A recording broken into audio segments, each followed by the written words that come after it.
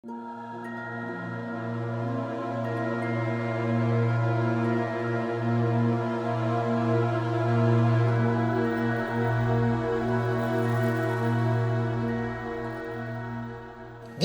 is a hot cup of tea. This is a glass of cola. And this is the Deluxe token bundle from our friends at Top Shelf Gamer.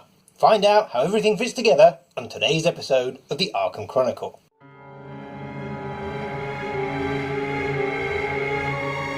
This package contains 5 different types of token in 2 different quantities. On the front you can find a handy list of how much you get, and the rest of the packaging is clear, so you can have a good look and a poke about to see if these tokens are for you.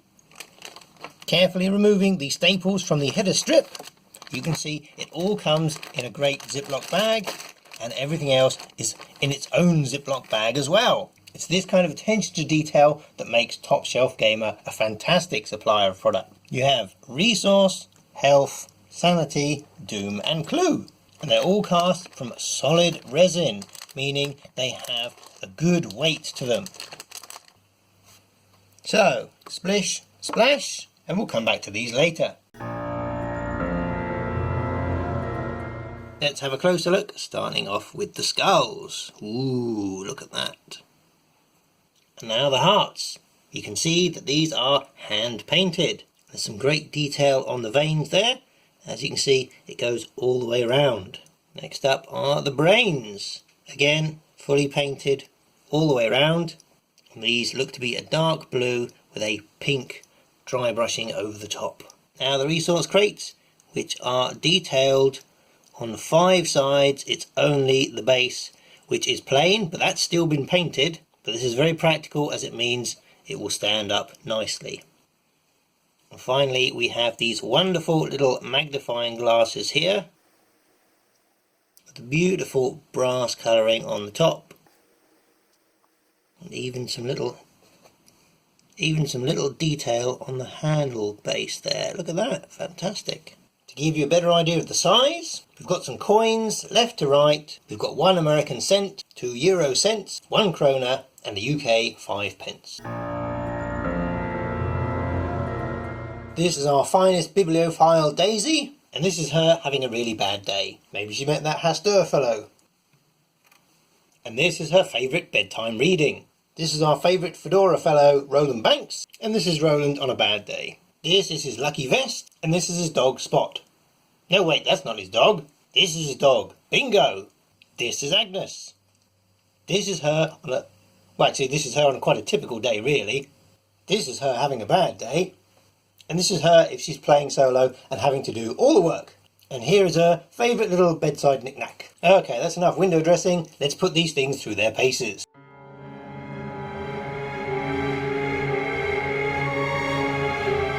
On the left you have 2-dimensional Roland with the traditional tokens that come in the box. And on the right you have pimped out 3-dimensional Roland. As you can see, the tokens take up roughly the same amount of area. However, the 2-dimensional tokens do stack up. And don't forget that there are also the multiple tokens. And that's before we get into the clues or the resources, which, if you do tilt them onto their side, do stack up in a weird, precarious Jenga type fashion. So if you do have play partners which have analysis paralysis, you've got lots to fiddle with. But you don't need to keep your tokens on your investigator card. It's only really assets that need the tokens placed on the actual card itself for clarity. And these seem to do fine. Even Skids' expensive hospital debt managed with no trouble at all. Your 32 Colt does just fine, even with some extra ammunition, and with even more extra ammunition. But yes, if you do want to supersize things and get really ridiculous, as long as you double stack your resource tokens, you can fit all 20 of them on a single card and still read the text of the card. And when they are double stacked, you can like flip them and it's really cool. But you will notice that that used up all of our 20 resources. And it's important to note that this is intended as a single player set. And it's not just the Guardians that like their uses, the Mystics can have an even harder time of things. Particularly if you're playing with Akachi. It's a good job that Forbidden Knowledge uses secrets, not charges. Otherwise we would have run out. This is a glass of cola. This is a hot cup of tea. And this is a terrible feeling of deja vu. Plop. Plop. As you can see, an immediate benefit of the cardboard tokens is that they float. So if you are playing Arkham Horror the card game on the banks of a lake or a pond and they do accidentally go in, you won't need to do that much swimming. We'll come back to these two in a couple of hours. If you're playing with a lot of Guardians, then this will really put a strain on your damage tokens, even before you add someone like Skids or Bill Yorick. Likewise with any high sanity investigator party, particularly Seekers, which now includes the new Norman Osborn. Clue-wise, there is very little that can make things appear out of thin air. But in a 4-player game, there are some locations that have up to 3 clues per investigator. So that's 12 out of your 15 used already. And our perennial favourite, the Midnight Mask, can use up to 13 clues, just on a single player game. And if Roland attempts a cover-up, that's going to blow through your whole supply. So get investigating. But beware of scenarios like this, where it's not just a location which have clues on them. If you are playing with miniatures or standees, then don't worry, the magnifying glasses don't take up that much space. And the big hole in the middle means that you can put them around the shroud and clue values. And you can't do this with your cardboard tokens. Ha ha! Whoopla! It's probably Daisy who's going to have the hardest time with horror, but she only really comes close to using up all 20 tokens if the red gloved man turns up. And even then she has one left over. And good old Monty isn't going to be around for long. In fact, he was probably never here anyway. Health-wise, it's Mark Harrigan with his love for damage, which is probably going to get the most use out of these tokens. If he's sensible, he's rocking a bulletproof vest and a guard dog and 2 copies of True Grit. But if he's acquired some charisma, doesn't really have any of his own, then a second beat cop will take him up to 19. And at that point, Monty would cause him to tap out. Don't forget that you will also want to put damage tokens on your enemies as well. Obviously not these rats, but you get the picture. The largest single health enemy we could find is this fellow here. And as you can see, that's a lot of tokens. The largest per investigator enemy goes up to 32 health in a 4-player game. And even your original cardboard tokens would have a heart attack faced with him.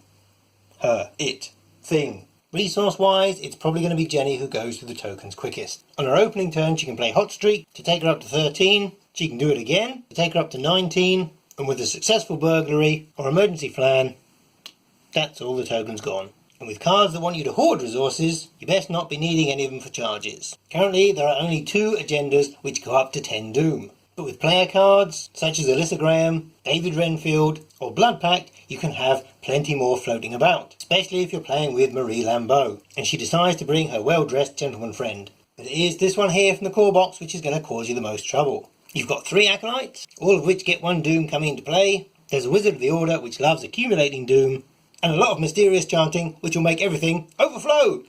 We appear to be short of some skulls for some reason. I wonder where they went. Okay, so we've left our 2 skulls gestating while we went and filmed this video. So let's give them a quick wipe and see how they did. There's no staining there, the paint hasn't flaked off, there doesn't appear to be any kind of damage or discomfort or anything. They don't look any different from the ones which didn't go swimming. So that's awesome. And you also know they don't float now, just in case you were curious. Now let's see how our cardboard tokens have got on. Oh, they've multiplied. That's exciting. Okay, as you can see, the cardboard layers have started to separate and they've multiplied into different tokens. So, if you want to get more value for money, then put your cardboard tokens in water, separate them into 2, and then you have twice as much damp fun to play with. There are a couple of things to note. With any mass-produced item, you'll always get small little quirks. If your skull is slightly miscast and has a little bit too much flashing on the base here, then it just simply won't stand up. Ironically, they all stand up on their faces way better than they do on their bases. And with all the tokens, don't handle them too roughly because you could get a little bit of chipping of the paintwork like this one here. Let's check to see how robust they are. Wow, actually more than you'd think. And all the other tokens, particularly the chunky ones, are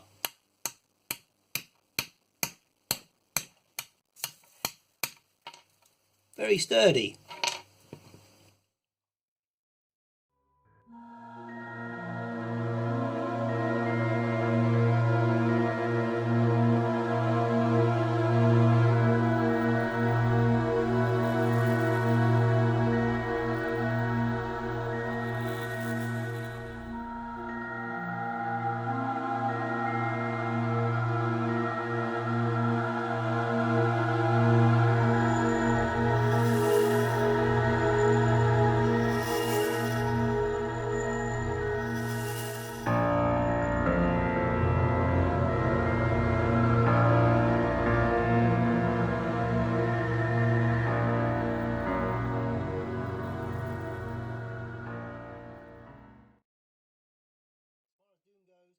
Currently 2 agendas which both go up to 10 doom.